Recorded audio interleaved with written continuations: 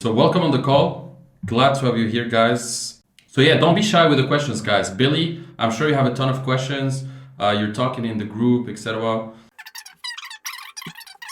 In every situation, whether it's a social situation or a business situation, you want to create some consumer surplus. What we mean by that is you want to create a situation where you're exceeding her expectations, basically. And same thing with your clients. You want to create a situation where ideally, yeah, you're selling a product for XYZ price, but they're getting 10 times the value over time. So I wouldn't sell anything that I wouldn't believe like in the long run they would get like 10 times, 20 times, 30 times the value of what I'd be selling. Dating and sales, it's very similar. It's the same thing. You're gonna have to follow up with people. You're gonna have to communicate your value properly. So Trevor says, I have a question on international approach when there's a chance to ask. Yeah, Trevor, we're here for that, man. What you're asking me here is, when you're in a foreign country and people usually don't speak English, what would be the opener, the best approach? So if you know a few words from that country, so if you know a bit of Spanish, a bit of Portuguese, a bit of Russian, whatever, no matter what country you're in, it's better to leverage that and show them that at least you're trying to make an effort to speak their local language. And usually the girls are going to appreciate the fact that you're actually trying to speak their language, and they're going to find it cute. They're going to find your accent fun, and yeah, it's a good icebreaker. But yeah, you can go. Otherwise, if you don't know what to say, just go with, hey, do you speak English? A lot of times I've approached Russian girls here, and they don't even speak English. So what I have to do is I have to pull up Google Translate and actually do the approach through Google Translate. Like, hey, I know this is random, but I just saw you. I just put that on my phone and I translate that in Russian, and they see that, and then they're like, oh, okay, thank you, blah blah, and then they write themselves.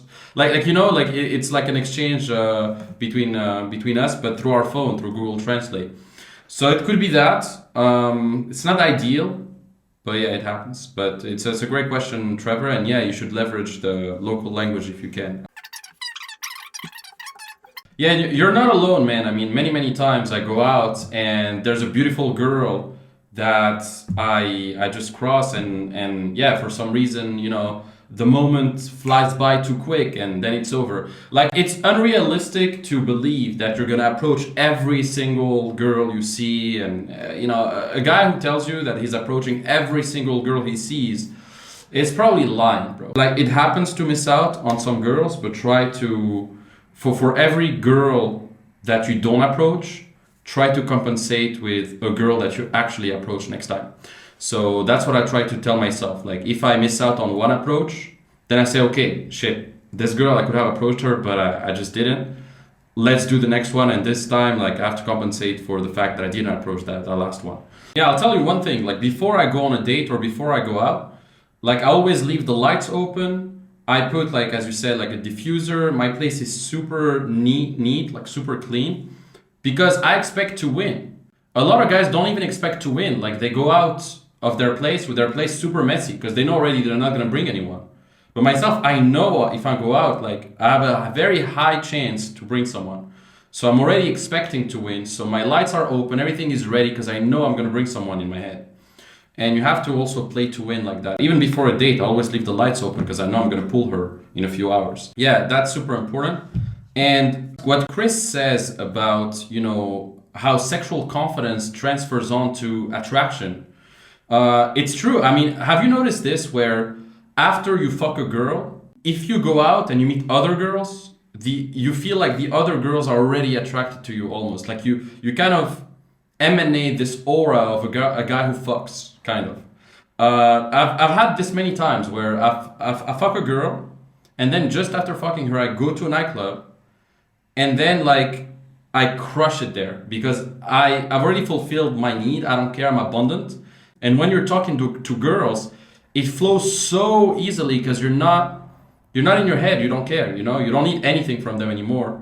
Your needs are already met, and they can pick up on that vibe. You're the most attractive to girls after you fucked a girl. Most of the time. Sometimes, like, I bring a lot of girls to some of my parties, and I make out or fuck a girl in like in my bedroom or some bathroom, and then when I come back to the party with the other girls, the dynamic shifts even better. Like, you know, the girls are even more attracted, like everything is so much more on, and yeah, I can feel it, you know. So yeah, that's a huge thing. So when you're sexually confident, it's gonna show when you speak to girls, and when you're sexually active as well, they can pick up on that. And a lot of people are asking us this question, like if they didn't take a lot of photos in a while, then can they upload older photos from years ago or stuff like that?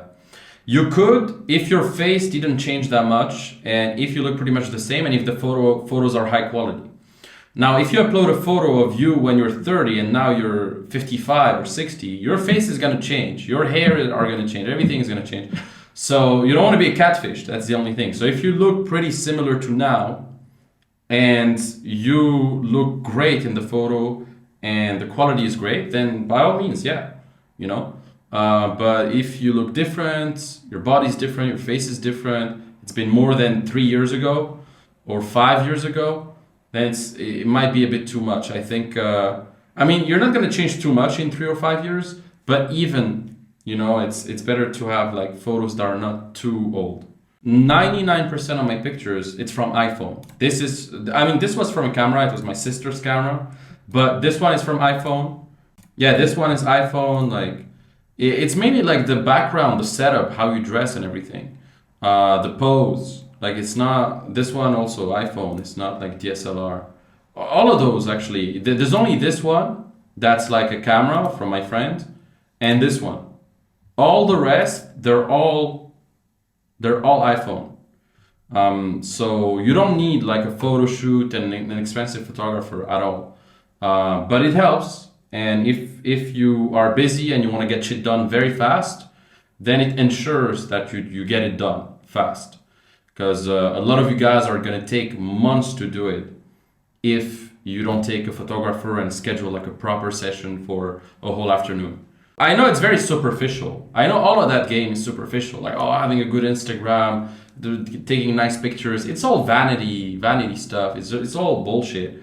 In the grand scheme of things, it's all bullshit, right? It's just like social media. All social media is bullshit. But you want to play the game, right? You want to win. So sometimes you got to play to win. And if you want to play that game of like having a good online presence, connecting with people and stuff like that, then do it properly. Play the game properly if you're going to play that game. It's better to have no online presence at all. So either you have no online presence at all and you're not on Instagram, you don't have anything, or if you have something, at least play the game right and have like a refined presence, like a good shopping window.